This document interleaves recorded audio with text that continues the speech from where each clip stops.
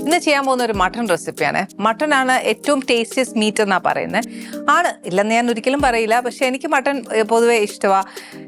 പൊതുവേ ചോദിക്കുവാണെങ്കിൽ മിക്കവർക്കും മട്ടൺ ഇഷ്ടമാണ്. മട്ടൺ ബിരിയാണിയൊക്കെ ഭയങ്കര ടേസ്റ്റാണ്. പക്ഷെ ഇന്ന് ചെയ്യാൻ പോകുന്ന മട്ടൺ റെസിപ്പി എന്ന് പറയുന്നത്, നമ്മൾ സാധാരണഗതിയിൽ എന്നാ ചെയ്യുന്നത്, ഒത്തിരി പ്രൊസീജിയേഴ്സ് അല്ലേ ഇത്. അതൊന്നും ഇല്ലാതെ ഒരു എളുപ്പത്തിൽ ഒരു ഡിഫറെൻറ്റ് ടേസ്റ്റ്, അതായത് നമ്മുടെ ഈ നാട്ടിലെ ടേസ്റ്റ് അല്ല, പക്ഷെ എന്നാൽ കുറച്ച് ഈ നാൻ, പൊറാട്ട അതിൻ്റെ കൂടെ ഒക്കെ കഴിക്കാൻ പറ്റുന്ന ബട്ടൂര, നമ്മുടെ നാട്ടിലെ പൂരി, പിന്നെ അപ്പത്തിന് പറ്റും, ചപ്പാത്തി, ഇതൊക്കെ കഴിക്കാൻ നല്ല. പക്ഷെ ചോറിൻ്റെ കൂടെ ഞാൻ അത്രയും പ്രിഫർ ചെയ്യുകയില്ല. ഒരു ഡിന്നർ, ഒരു സാലഡൊക്കെ വെച്ചിട്ട് കഴിക്കാൻ നല്ലൊരു റെസിപ്പിയായത്. എന്നുവെച്ചാൽ ഒരുപാട് മെനക്കേട് അടുപ്പിനെ മൂട്ടി നിൽക്കാതെ എല്ലാ മാരിനേഷനും ഒരുമിച്ച് ചെയ്തേച്ചാൽ വേവിക്കാൻ പറ്റുക എന്ന് പറയുന്നത് ഇതുപോലെ എളുപ്പമുള്ളൊരു കാര്യം വേറെ വല്ലതും ഉണ്ടോ? അന്നേരം പിന്നെ നമുക്ക് അധികം വർത്താനം പറയാതെയും എന്നതുള്ളത് ഇൻഗ്രീഡിയൻസ് ഉള്ളത് നമുക്ക് മനസ്സിലാക്കാം. വേറെ പുറത്തുനിന്നൊന്നും ഇല്ല. പക്ഷേ എന്നാൽ കുറച്ച് മെനക്കേടുള്ളത് എന്നാന്ന് വെച്ചാൽ ഉള്ളി ഇച്ചിരി വറുത്ത് വെക്കണം. അത് ഉള്ളി വറുത്ത് വെച്ചില്ലെങ്കിൽ വഴറ്റുന്ന സമയത്ത് വറുത്താലും മതി. അതിനാണ് ഇച്ചിരി നേരം എടുക്കുന്നത്. ഇനി നമ്മൾ ഇതേപോലത്തെ കുറച്ച് നോർത്ത് ഇന്ത്യൻ സൈഡ് ഭക്ഷണം ചെയ്യുകയാണെന്നുണ്ടെങ്കിൽ കുറച്ച് ഉള്ളി വറുത്ത്, അതായത് നമ്മൾ ബിരിയാണിക്കൊക്കെ വറക്കുമല്ലേ എന്ന് പറഞ്ഞ പോലെ വറുത്ത് ഒരു കുപ്പിയിലാക്കി വെക്കാമെങ്കിൽ ഇതൊക്കെ എളുപ്പമാണ്.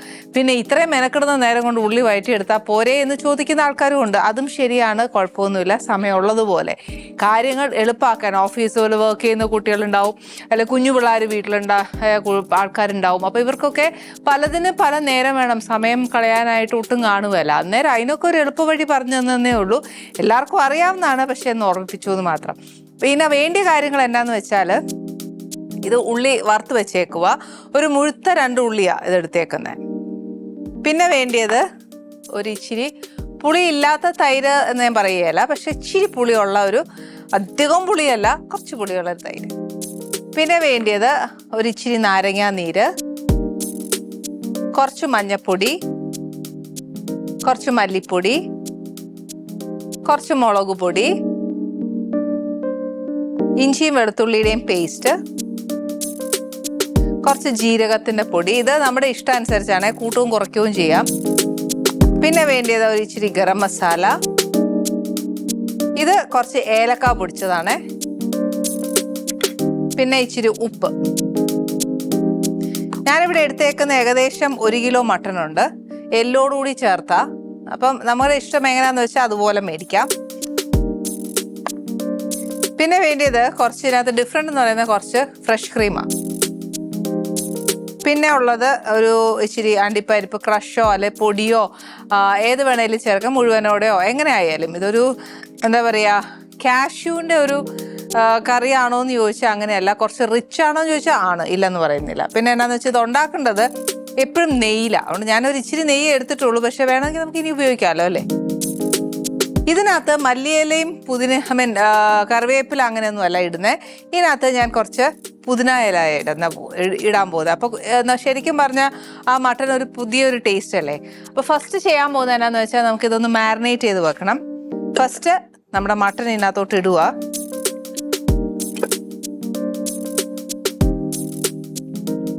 ഇതിൻ്റെ കൂട്ടത്തിൽ ഒരു വറുത്ത് വെച്ചിരിക്കുന്ന ഉള്ളി ഒരു നിറച്ച് ഒരു കൈപ്പിടി, എൻ്റെ ഒരു കൈപ്പിടിക്ക് നിറച്ച് ഒരു പിടി ഇടുക.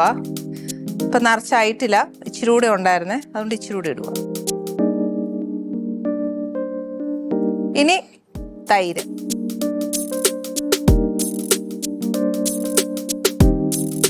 നമ്മൾ ഏത് ഇറച്ചിയിലും തൈരും നാരങ്ങാ നീരും ഒക്കെ ചേർക്കുവാണെങ്കിൽ പപ്പായയുടെ പേസ്റ്റ്, അതായത് പച്ച പപ്പായയുടെ പേസ്റ്റ്, ഇതൊക്കെ ചേർക്കുവാണെങ്കിൽ കുറച്ച് ഇറച്ചി ഒന്ന് മയപ്പെടുത്താൻ നല്ലതാണ്. അതായത് സോഫ്റ്റ് ആവും.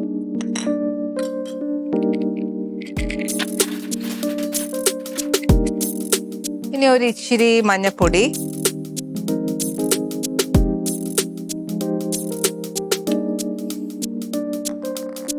കുറച്ച് മല്ലിപ്പൊടി,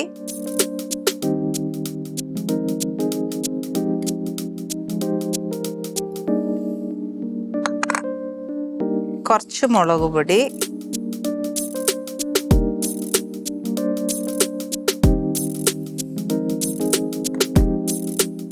ഇഞ്ചിയും വെളുത്തുള്ളിയുടെയും പേസ്റ്റ്.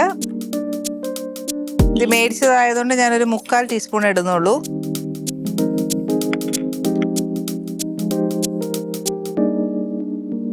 കുറച്ച് ജീരകപ്പൊടി, അതേപോലെ തന്നെ ഒരു ഇച്ചിരി ഗരം മസാല,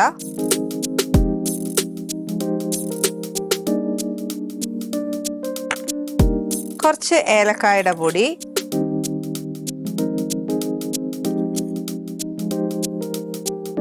ഇനി ഇത്രയും മട്ടന് വേണ്ടിയിട്ടുള്ള ഉപ്പ്.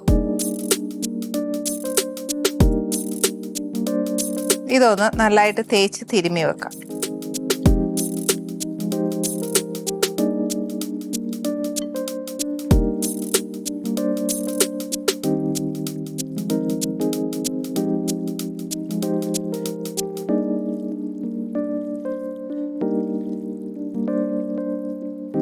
ഓക്കെ, ഈ മാരിനേറ്റ് ചെയ്തത് ഇങ്ങനെ ഇരിക്കട്ടെ. ഇതിപ്പോൾ ഒരുപാട് നേരം വെച്ചുകൊണ്ടിരിക്കാൻ പറ്റത്തില്ല എപ്പോഴും. പക്ഷേ നമുക്ക് ഇപ്പം ഇവിടെ സമയക്കുറവുകൊണ്ടാണ് നമ്മൾ അങ്ങനെ ചെയ്യുന്നത്.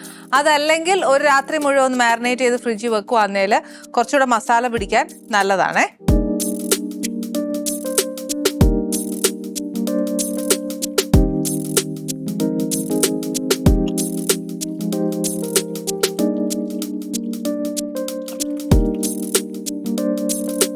ഓക്കെ, ഇനി നമ്മൾ ചെയ്യാൻ പോകുന്നത് എന്നാന്ന് വെച്ചാൽ ഈ മട്ടൻ്റെ മസാല അതൊന്നും നമ്മൾ ഈ പറഞ്ഞ പോലെ ഒന്ന് വറക്കുവോ വഴറ്റുവോ ഒന്നും ചെയ്തിട്ടില്ല.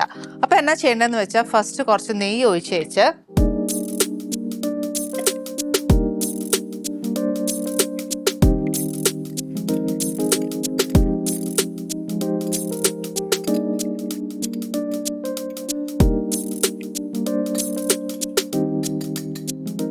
ഈ മട്ടൻ ഇതിനകത്തോട്ട് ഇട്ടേച്ച് ആ മസാല കംപ്ലീറ്റ് ഒന്ന് വരട്ടിയെടുക്കണം. ആക്ച്വലി ഇതിനകത്തെ പണി എന്നാന്ന് വെച്ചാൽ ഈ ഒരു മട്ടൻ ആ മസാലയ്ക്കകത്തൊന്ന് വറുത്തെടുക്കുക. അതായത് നമ്മൾ ചിക്കൻ ഫ്രൈ വറക്കുന്ന പോലെ അല്ല, പക്ഷേ ഈ പച്ചച്ചൊവ ഒന്ന് മാറ്റണം, അത്രേ ഉള്ളൂ.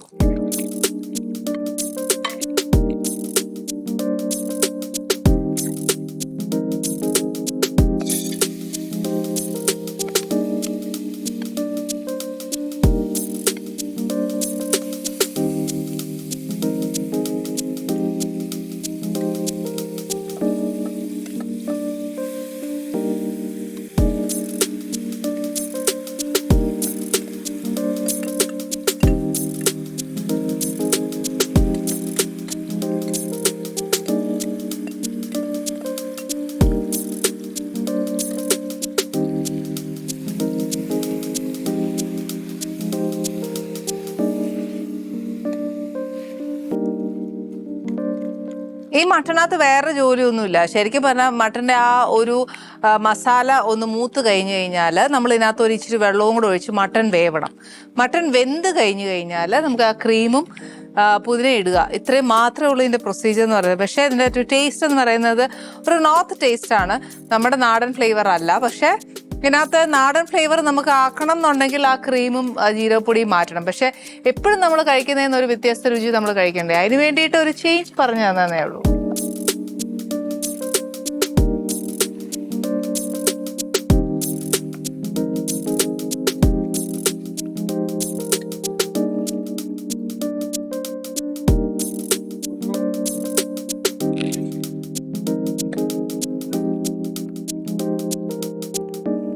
ഓക്കെ, നമ്മുടെ മസാല ഈ പറഞ്ഞ പോലെ നമ്മൾ ചേർത്ത ആ ഒരു കളറല്ല ഇപ്പം. അപ്പം അതിൻ്റെ കളർ ചേഞ്ച് വരുമ്പോഴേ നമുക്ക് മനസ്സിലാവും ആ മസാല മൂത്തു. പിന്നെ ഈ പറഞ്ഞ പോലെ നെയ്യ് ചേർത്തിട്ടുണ്ട്. ആ നെയ്യും കൂടെ ഇങ്ങനെ തെളിഞ്ഞ് അല്ലെങ്കിലും മസാല മൂക്കുന്ന അനുസരിച്ച് എണ്ണ തെളിയുള്ളൂ. അപ്പം ഇപ്പം നിങ്ങൾക്ക് നോക്കുമ്പോൾ തന്നെ കാണാൻ അങ്ങനെ ഒക്കത്തില്ല, പക്ഷെ എന്നാൽ ആ ബബിൾസ് വരുന്ന സ്ഥലത്ത് കാണുമ്പോൾ എണ്ണ തെളിഞ്ഞായിട്ട് കാണാം നമ്മൾ ചേർത്ത നെയ്യ്. അപ്പം ഇനി എന്നാ ചെയ്യുന്നത് വെച്ചാൽ ഈ ഊറിയ എണ്ണ വെള്ളം മാത്രം പോരാ മട്ടൺ വേവാനായിട്ട്, അതിനൊരു ഇച്ചിരി വെള്ളം വേണം. അപ്പോൾ വെള്ളം ഒഴിച്ച് വെച്ച് ഹൈ ഫ്ലെയിമിലൊന്നും ലോ ഫ്ലെയിമിലൊന്നും, അപ്പോഴത്തേക്ക് മട്ടൺ വേവും. ആക്ച്വലി ഇത് കേൾക്കുമ്പോൾ എല്ലാവരും പറയും ഒന്നുമില്ല അങ്ങനെയൊന്നും വേവത്തില്ല എന്ന്. പക്ഷേ എക്സ്പീരിയൻസ് വെച്ച് പറയുക, ഒത്തിരി നേരം വിസിലടിക്കേണ്ട, 6-7 വിസിൽ വേണം എന്ന് പറയുക. അല്ല, അങ്ങനെയൊന്നും വേണ്ട. ബീഫിനായാലും മട്ടണായാലും നമ്മൾ ചെയ്തുകൊണ്ടിരിക്കുമ്പോൾ ഹൈ ഫ്ലെയിമിലൊന്നും ലോ ഫ്ലെയിമിൽ ഒരു വിസിലും അങ്ങനെ എടുത്താൽ മട്ടൺ പക്കായിട്ട് വേവും.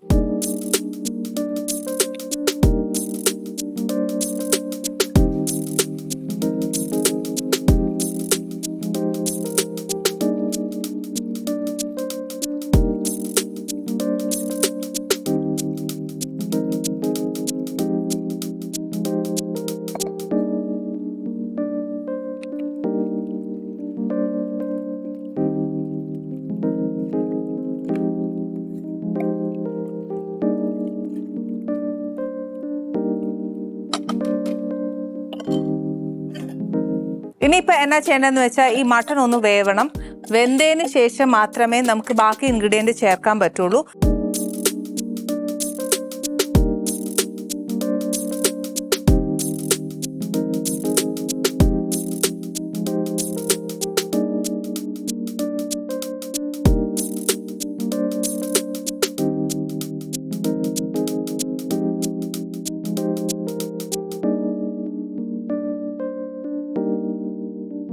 നമ്മുടെ മട്ടൺ നോക്കിയാൽ അറിയാം, അതിൻ്റെ ആ എണ്ണയൊക്കെ തെളിഞ്ഞ് നമ്മുടെ സാധാ ഒരു മട്ടൺ കറിയുടെ ഒരു കളറായിട്ടുണ്ട്.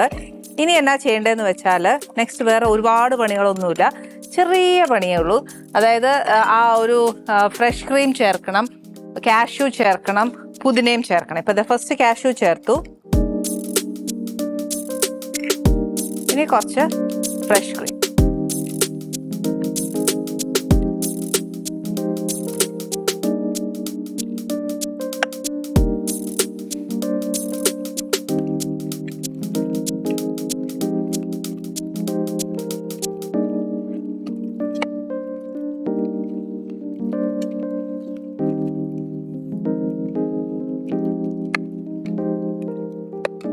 ഇനി ഇതിനകത്തോട്ട് ഒരു ഇച്ചിരി പുതിന അരിഞ്ഞിടാം, അതല്ല ഇലയായിട്ടിടണമെന്നുണ്ടെങ്കിൽ അങ്ങനെ ഇടാം.